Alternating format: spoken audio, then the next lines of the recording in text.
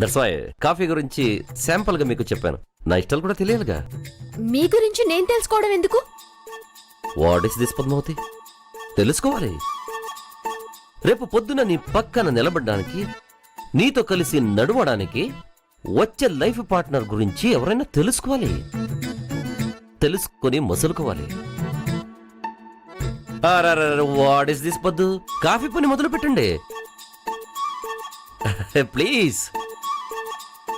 బామ్మగారు, ఆ ఇంట్లో పురాణాలు చదువుతున్నారు గానే పురుషుల్ని పురుషార్థుల్ని చేయడం లేదు. కానీ ఇక్కడ చూడండి, మీ సంప్రదాయం ఎంత గొప్పదో అని చెప్పడానికి పద్మావతినే సాక్ష్యం.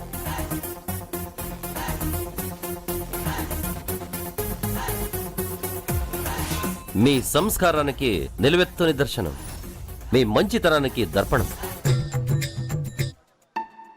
జాలి, కరుణ, సహృదయం, మానవత రంగరించి పద్మావతిని పెంచారు.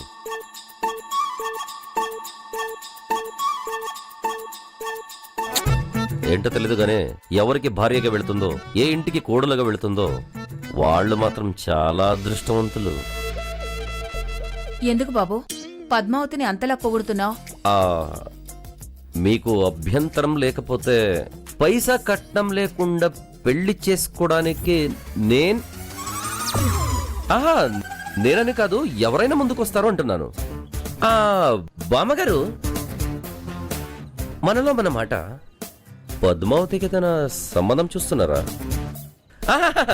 నాకు తెలుసు, ఇంకా ఆలోచన మీకు వచ్చుండదు. పాపం చిన్నపిల్ల కదా. ఇన్ కేస్ ఆ ఆలోచన మీకు వస్తే ఫస్ట్ ప్రిఫరెన్స్ అనేది ఉంటే అది నాకే ఇవ్వండి. నాకు పద్మావతి చాలా నచ్చేసింది.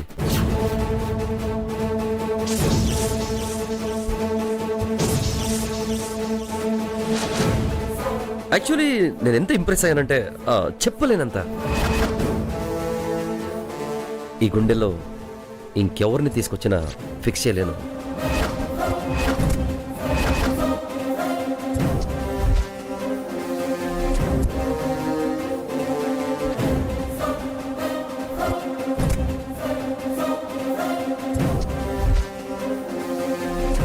చూసారా బామ్మగారు, పెళ్ళి అని చెప్పగానే ఎంత సిగ్గుపడుతూ అలా వెళ్ళిపోయింది చూడండి.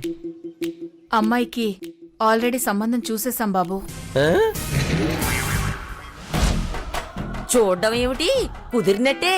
పెళ్ళొక్కటే ఆలస్యం.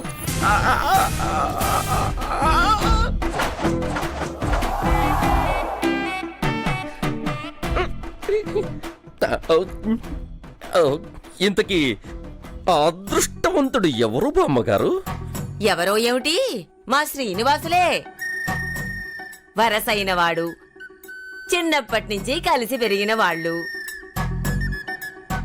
వాళ్ళు అడగడం అయింది, మేము తల ఊపడం అయిపోయింది. ఇక పప్పన్నాలు ఒక్కటే మిగిలాయి. పప్పన్నం మిగలడం కాదు బామ్మగారు, పప్పులో కాలేశారు. అరే వాట్ ఈస్ దిస్? ఆ Srinivas Padmavati, oh no match. కాకి ముక్కు, దొండపండు అస్సలు మ్యాచ్ అవ్వదు. ప్లీజ్ బామ్మగారు, కాదు కూడదని చెప్పండి. నేను నచ్చకపోయినా పర్వాలేదు, మీకు నచ్చినట్టు ఒక మంచి ఫ్యామిలీలో ఒక కుర్రాన్ని నేను చూస్తాను. కానీ ఆ తాగుబోతే వాడికి, ఆ సన్యాసి ఎదవకి, కల్చర్లెస్ బ్రూట్కి, కామన్ సెన్స్ లేని ఈడియట్కి పద్మావతినిచ్చి జీవితాన్ని నాశనం చేయద్దు బామ్మగారు. పద్దు, కాఫీ క్యాన్సల్, కాఫీ క్యాన్సల్ పద్దు, కాఫీ క్యాన్సల్ ప్లీజ్. వద్దు, నాకు వద్దు. అంటే పద్మావతి జీవితాన్ని నాశనం చేయొద్దు. సదా మీ సేవలో ఈ ధనుసు ఉంటాడు అని గుర్తుపెట్టుకోండి చాలు. నా డీటెయిల్స్ ఉన్న కార్డు నా పద్దు దగ్గర ఉంది. అదే మీ పద్దు దగ్గర ఉంది. మీకు అవసరం వచ్చి ఒక మిస్ కాల్ అలా ఇస్తే చాలు, వితిన్ ఏ మినిట్ మీ కళ్ళు ముందుంటాను నేను.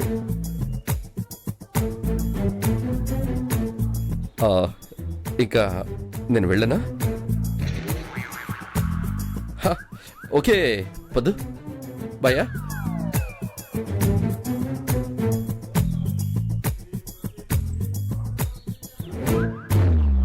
ఏమిటి పద్మావతి మనిషి గుక్క తిప్పుకోకుండా మాట్లాడాడు? గుండె దడ పెంచి వెళ్ళిపోయాడు. ఇది రెండోసారి నేను ఆయన చూడ్డం. నాకే తెలీదు, నీకేం చెప్పాలి బమ్మి? అతను చేసే ఉద్యోగం చూసి వెనక్కి తగ్గానే కాని, లేకపోతే అసలు ఇంట్లోకి ఎందుకు రానిచ్చేదాన్ని?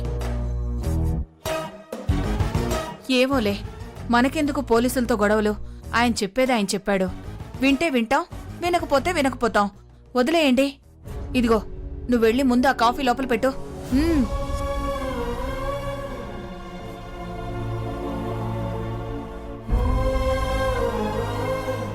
రంగరంగా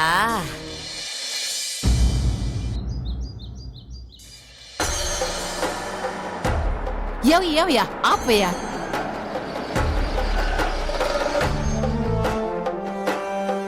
ఎందుకు మోహిని? ఆ సాములోరు చెప్పారు చూడు, ఈ గుడే.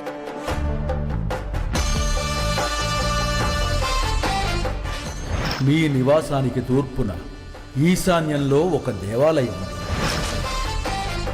దాని వ్యాసాగ్రపు వామభాగాన అమ్మాయి ఆచూకీ గోచరిస్తోంది. కారాపడం దేనికి గుడి దగ్గర? ఈశాన్య భాగంలో వెతకమన్నారు కదా. అంటే మనం కార్లో కూర్చొని ఎతుకుదామా? మనం కార్లో వెతికితే అమ్మ ఎదురొచ్చి నేనే మీ కూతుర్ని కారాపండి అని మనకెదురొస్తుందా? ఈశాన్యం అంటే ఆ పక్కనే ఏడో ఉంటది. ఈశాన్యవే దిగాల, ఇల్లు ఎతకాల. అంతేనంటావా? దిగు ముందు.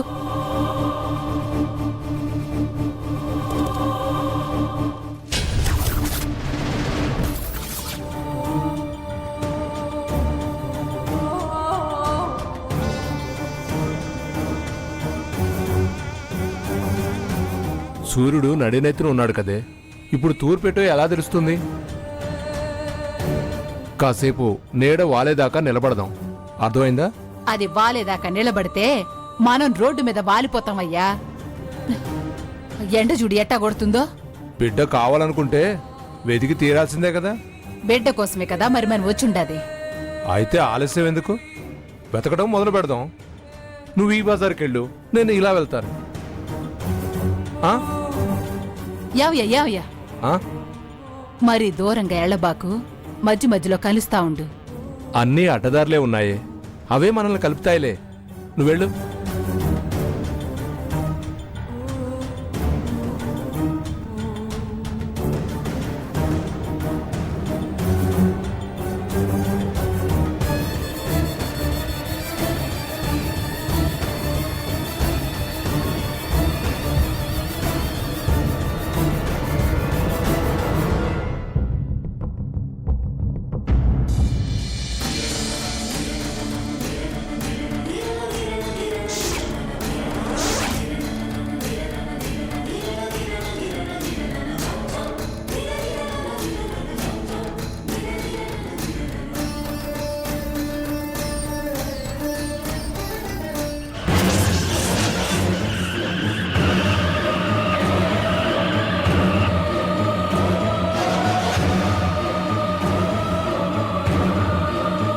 సార్ తప్పకండి, తప్పుకోండి, తప్పుకోండి.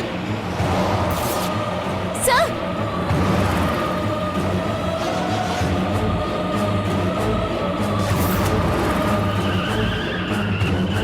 తప్పకండి.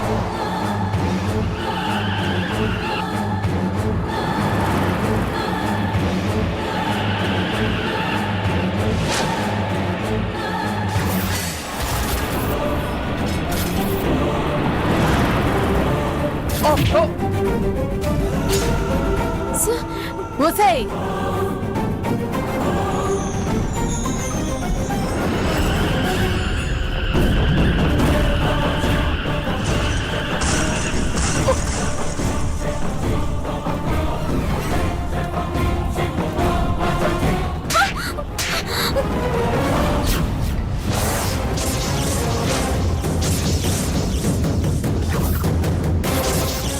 ఏందే నా కూతురి మీద కోపం మా ఆయన మీద చూపిస్తుండావా? ఆయన్ని తోసేసి గోడ గుద్దుకునేలా చేస్తావా? అయ్యో, నేను వారిని తోసిన ఉద్దేశం వేరండి. నీ ఉద్దేశం నేను చూసున్నా, నీ బుద్ధి నాకు అర్థమైంది లేవే. మేడం మేడం మేడం మీరు తొందరపడ్డారు మేడం. పొరపాటు పడి అనవసరంగా వారి మీద చేయి చేసుకున్నారు. నువ్వెవరు నాది పొరపాటు తొందరపాటు అంటుండావు? ఈవిడ గురించి నీకేం తెలుసు? మాకు తెలుసు. వారి గురించి మీకేం తెలుసో నాకు తెలీదు, కానీ ఇప్పుడు మీరు చేసింది మాత్రం తప్పు. ఏం మాట్లాడుతుండావు నువ్వు? అవును మేడం, ఆ కారు నాది. అసలు ఏం జరిగిందో మీకు తెలీదు. కారులో వస్తుంటే సడన్ గా బ్రేకు హార్ను రెండు పనిచేయకుండా అయిపోయాయి.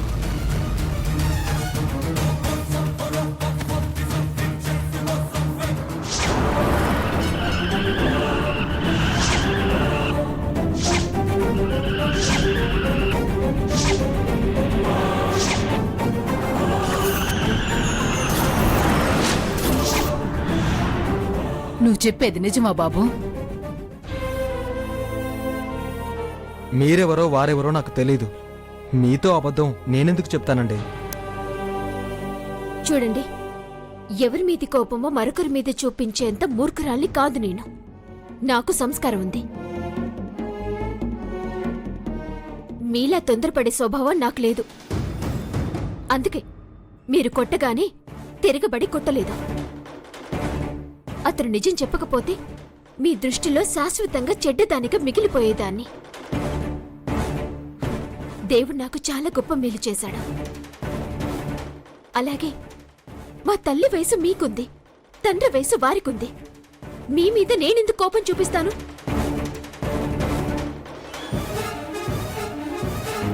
పెద్ద చిన్న మంచి చెడు విచక్షణ తెలిసిందాన్ని. మంచి మర్యాద ఉన్న కుటుంబంలో పుట్టిన దాన్ని. బుద్ధి జ్ఞానం నేర్పించారు నాకు. మీ కూతుర్లా ప్రవర్తించేదాన్ని కాదు నేను. సభ్యత తెలిసిందాన్ని. తొందరపడితే పశ్చాత్తాపడాల్సి ఉంటుంది. వస్తానండి.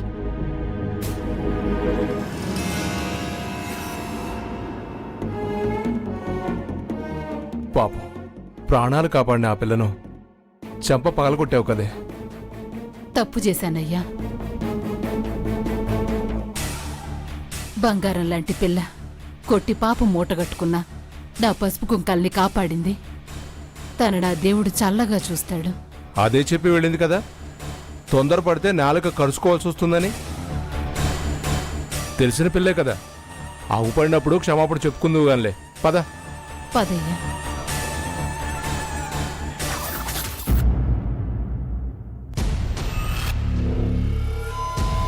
ఏమిటే ఇంకా తయారవ్వకుండా ఇక్కడే ఉన్నావు? అవుతాన్లే, ఏంటి తొందర? ఏంటి తొందర అంటున్నావు? పీఠాధిపతులు వారు చెప్పింది మర్చిపోయావా? విలువ పత్రాలు తీసుకురా పూజ చేయడానికి. త్వరగా తయారవ్వు. అలాగే వాణ్ణి కూడా త్వరగా తయారయ్యమ్మను. నేను కార్ల సామాన్లు సర్దిస్తాను. వెళ్ళు. అలాగే.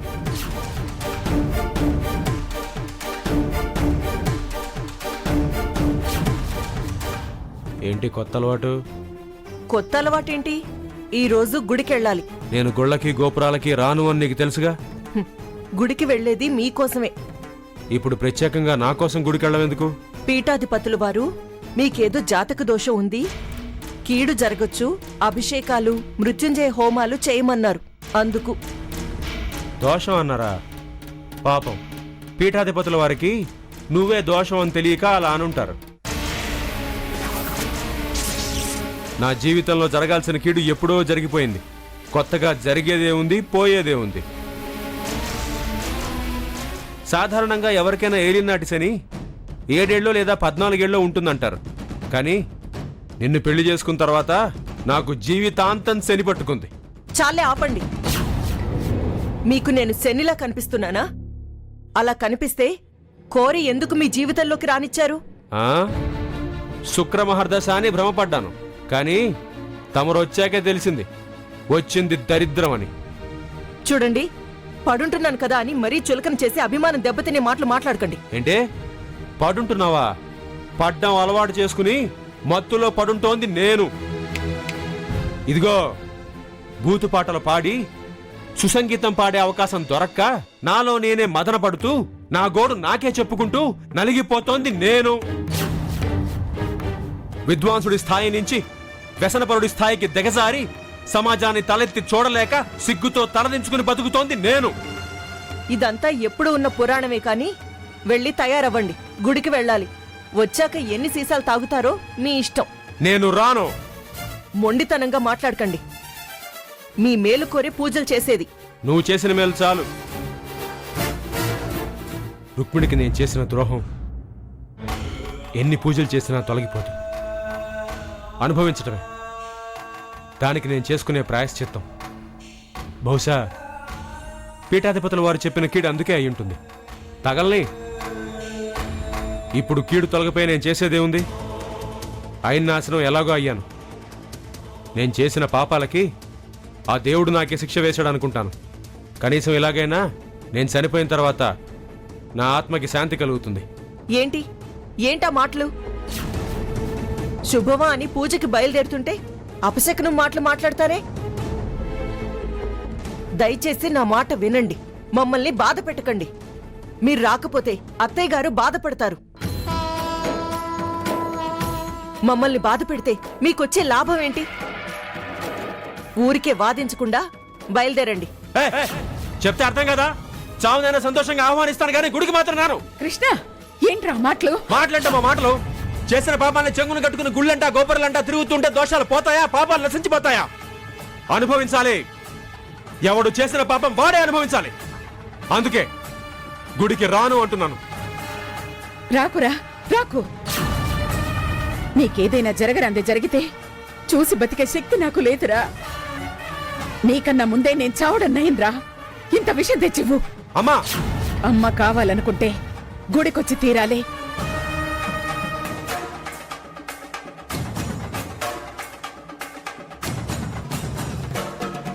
వస్తాను కానీ మందు తాగొస్తాను.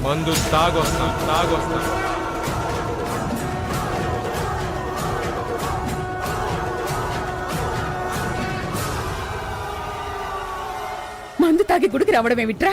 ఆ గర్లకంఠుడి పూజకి ఆ మాత్రం మందేసొస్తే తప్పేం లేదులే. కళ్ళు పోతాయిరా. నేనే పోయానమ్మా. మానసికంగా ఎప్పుడో చచ్చిపోయాను. ఇప్పుడు కొత్తగా పోవడానికే ఉంది.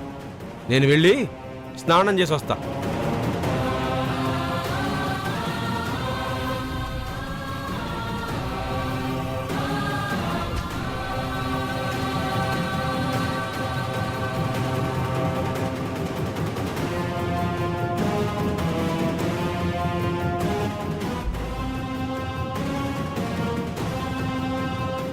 ఇప్పుడు ఏం చేద్దాం అత్తయ్య?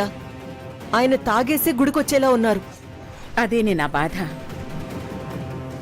తాగినోడిని గుడికెలా తీసుకెళ్తాం? నలుగురు మన మొహాన్ని ఉమ్మేస్తారు. పూజ చేసేది నేనే అయినా ఆయన తాగి ఊగుతుంటే ప్రశాంతత ఎక్కడుంటుంది?